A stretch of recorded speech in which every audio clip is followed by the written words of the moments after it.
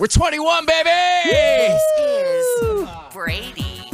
One more time. Oh, wait. A look back on all things 90s and 2000s. Sorry. The movies. This is Houston. Say again, please. Houston, we have a problem. The music.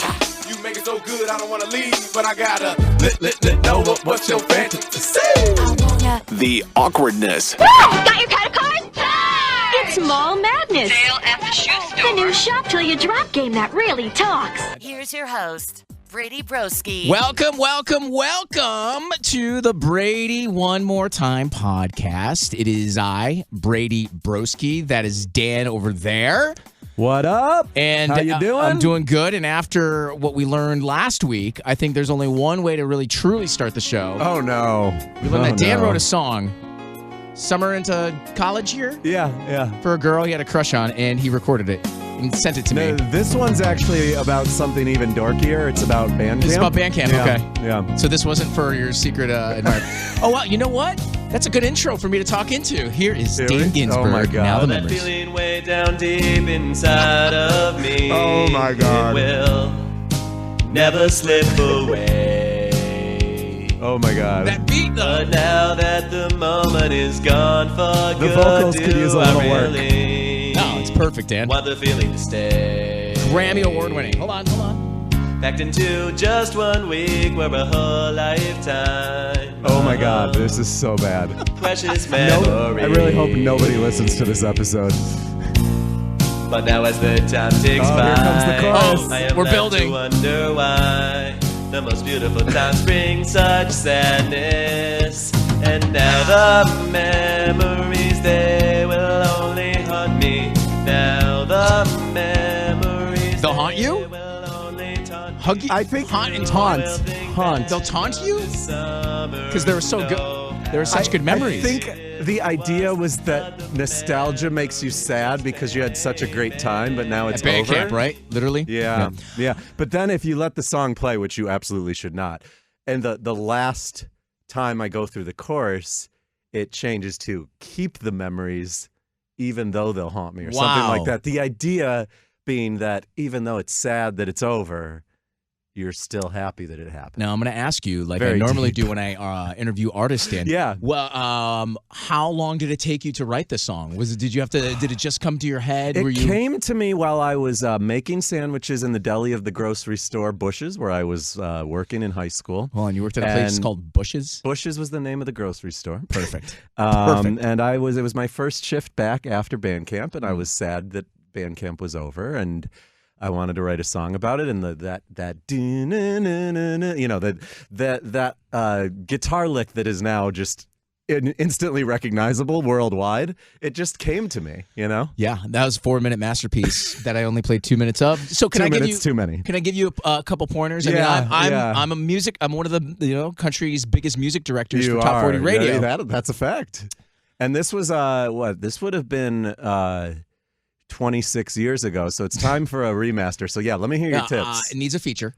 Okay, it needs a feature. You want to rap verse? Nope. We need a little, maybe a little Dirk or just one of the Lils. Lil Wayne, yeah. If you could cut it down to 2 minutes, just because back then 4.5 minutes was okay. Now.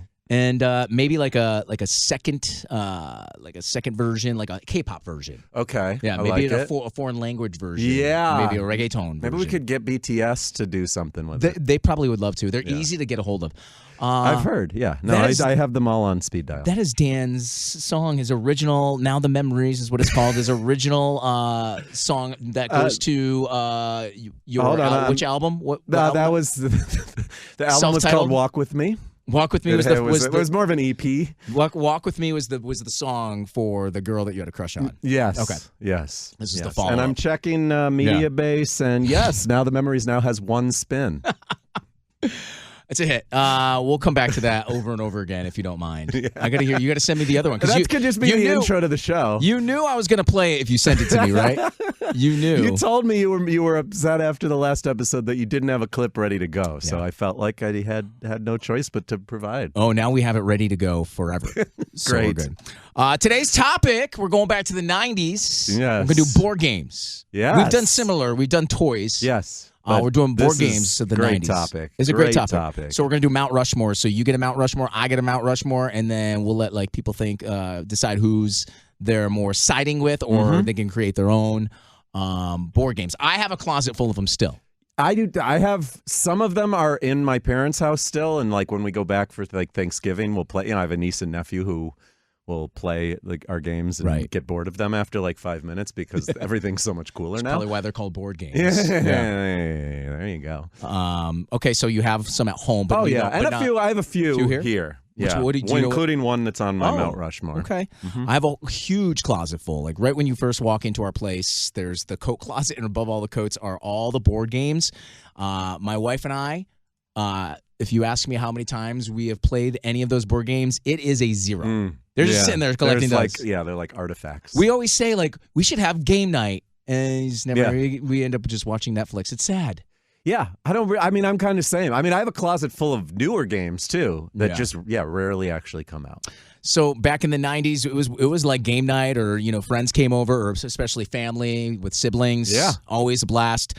So my Mount Rushmore is probably going to be a little bit different than yours because I'm going based off like what I loved playing in that era. Yeah, and I was a little bit older than you. Yep. So. Mine's a little all over the place. Okay. But also, not all of these were created in the 90s, but they were all around popular. You played them in the 90s. Yeah, I think the same with mine. I don't think any of mine were created in the 90s. They're classic board games. Okay, I'll let you go first. So your Mount Rushmore of board games from the 90s. Well, we're going to start with one that is still in a big part of my life, and by extension your life and all my friends' lives to this day, and that's going to be the 1990 version of the Family Feud board game. And I know, I don't know, do you know the history of how that came to be a thing at my parties? Because now, it's all digital. Yeah. But back, I do, but I don't think the listeners do. The listeners most certainly do not know this. So twice a year I host Family Feud parties where I literally host Family Feud.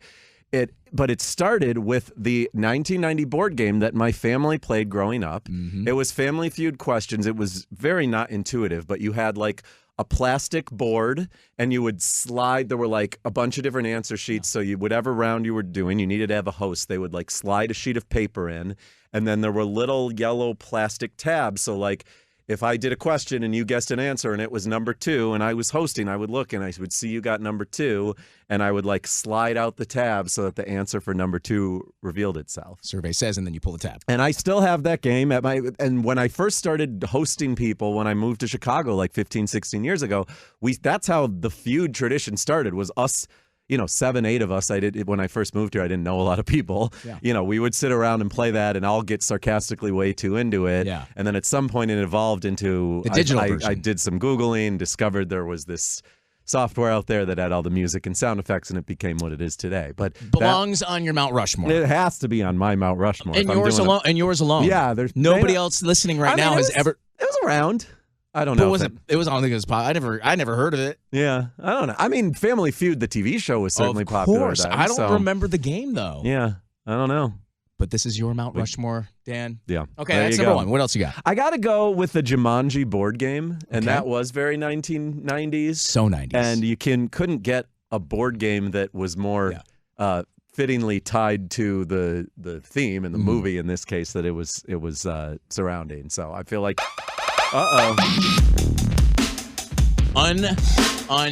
Unpopular opinion. Oh boy. Jumanji the movie was just I wouldn't put it up there as one of my favorite movies. I wouldn't disagree. Oh, I get murdered when I say that. Really? Yeah. Huh. It's just sorry, carry on. I mean, no, I also haven't watched it in 20 plus years. Don't bother. Okay. It's overrated. I don't ever remember it was never one. In fact, I've probably only ever watched it once. It was not a movie I went back like Home Alone and Willy Wonka and all of the childhood classics and rewatched. Okay. But the board game was fun. Yeah, it was a lot of action going on in the board game. Yeah. Okay, very 90s. Okay, that's number 2. What else you got? So created in the 60s, but reissued in the 90s, and I feel like this one was reasonably popular in the 90s, Mousetrap. Loved Mousetrap. If we were doing one in the 80s for me, that is when I dabbled in the Mousetrap. That was when you had your Mousetrap peak. But actually, I wouldn't put it on I wouldn't put it on my Mount Rushmore because here was the thing with my experience with Mousetrap. We wouldn't actually play the game. You would just build the trap. We would just build the trap. Yeah. Because the whole game, you have to, like, get to build it, right? You have to, like, win. Yeah, every round you have to land on the right thing, and then the thing has to actually work at the end to trap them. So there's a famous family story of my sister and me. We had a babysitter one night, and we played Mousetrap. And you know how, so you're building this contraption. Right. And it's one of the pieces in the contraption, like a marble hits something, and it makes a guy do a backflip off a diving board into a pool. Amazing. But the pool was just empty. Unless you put water in it. Exactly. So that's what we did one night when our parents weren't home and we had a babysitter. But you couldn't find water and you used vodka. No, we weren't. We weren't old enough to know what vodka was. Okay. But the water did spill everywhere and warp the board, and we were never able to play again because nothing ever lined up. PSA: don't use water in Mousetrap unless they've advanced the board. I would guess the board still is warpable. That's a good one. Mousetrap's fun. Okay, is that three? That's three. Yeah. Okay. You got Family Feud, Jumanji, and Mousetrap. All right. Yeah. So I'm down. I had 6 total. So I'll give a brief shout out to my honorable mentions later. But I think my fourth has to be the electronic version of Battleship. Oh, so good. Yeah. Which, again, Battleship was a game that existed for ages. Yeah. But I want to say late 80s, early 90s was when the electronic version came out where you would, like if I wanted to bomb B3, you would program into it, like when you set up your ships, it was like a very primitive, probably computer chip in there. Yeah. So like you would set up your 5 ships and you would enter the coordinates into it. And so then like I would enter B6 and you'd hear this boo and then either nothing or like what would you hear again? Boo, and then either silence or if I hit one of your ships. Wow, what a violent game that was. Yeah, it was. But when you think about the idea of the game, it's a little disturbing. It's dark. But wasn't there a guy that would talk to when you say, "You sank my battleship," or no? Am I making that up? Mine did not have a voice, but there was you're right. There was a different sound when you got the ship because the ship would be like 2 or 3 or 4 or 5 like spaces, and so you'd have to figure out which way it was facing. There was some other sound to tell you like you sunk a ship. Yeah, like the battleship. The ship is down. Ship's down. Thing about Battleship, and this might be a theme here. Easy to cheat on. Because you're like they guessing you could just move. Not in the electronic version. Yeah, Hey. that's probably why it became so popular in the 90s. Is that everybody was cheating prior to that? Somehow they bombed every space on the board and still not hit a ship because you're just moving them around. Wow, we weeded out all the liars and cheaters with technology. Yeah, there you go. And you said you got honorable mention too because you had. So I'll give a couple shout outs to this. Is an old one, but we played it growing up. I feel like it was around and a big thing. Knock hockey. Did you play that? Knock hockey? Yeah. It was. I mean, I'll turn my computer around. It looked like that. Okay. It was like ice hockey. Show the. Yeah. You guys need knock, to see too. It was showing the camera. It was like a ice hockey game that you played it on like a little wooden rink. Okay. My niece and nephew still have fun with it to this day. It's like a mini foosball, kind of. Kind of, but you're using just like a hockey stick and you're trying to get this wooden puck through a little hole. Oh, okay. And there's little obstacles in there. It looks very vintage, very, very old school. It was vintage, down? But it's still around. It's like one of those. Yeah, no, we got it. I feel like when we were kids. You got it new. Okay. Yeah. Cool. And the other one, I don't know. If you're listening and you have heard of this, please comment. Yeah. That probably doesn't apply to anyone. But it's very 1990s. It looks like it came out in 88. But we had this game called VCR California. It was a board game. The goal was like you were driving down the West Coast from like LA to San Diego to catch a flight. But it was a board game and a VHS tape. And so you would put the VHS tape in that had different segments, and when you landed on certain spaces on the board, you had to hit play on the remote and you would find out your fate based on like the next video on this VHS tape, which was just like a bunch of clips of people like doing surfing tricks, and some of them would like do really cool tricks and you would like earn $50. Some of them would like fall flat on their face and you'd have to like go back 5 spaces or whatever. So you'd land on a space, you'd play the video, you'd see your fate, and then you'd like move your piece or collect money based on what it set on the TV. VCR California Games was the name of it. Yeah. That is so advanced. It was you needed a TV, a VCR, yeah, a remote control that hadn't been lost under the couch. Yeah, and a lot of things had to go right for you to play that game. Yeah, You're right. Nobody's ever heard of that except you, I think. If prove me wrong if you're listening. That one person out there. All right. That's according to BoardGameGeek.com, 35 people own it, and 5 say it's on their wish list, and 6 people are willing to trade it. So if you want to trade in another board game for it, head to BoardGameGeek.com. Would you trade your Family Feud video game that you own that you play for California, VCR California? No. That's untradeable. That's untradeable. No way. Absolutely not. I wouldn't trade that for like $100,000. No, that's not true. That's not true. You would, yeah. We would find a way to play Family Feud with $100K. It can be done.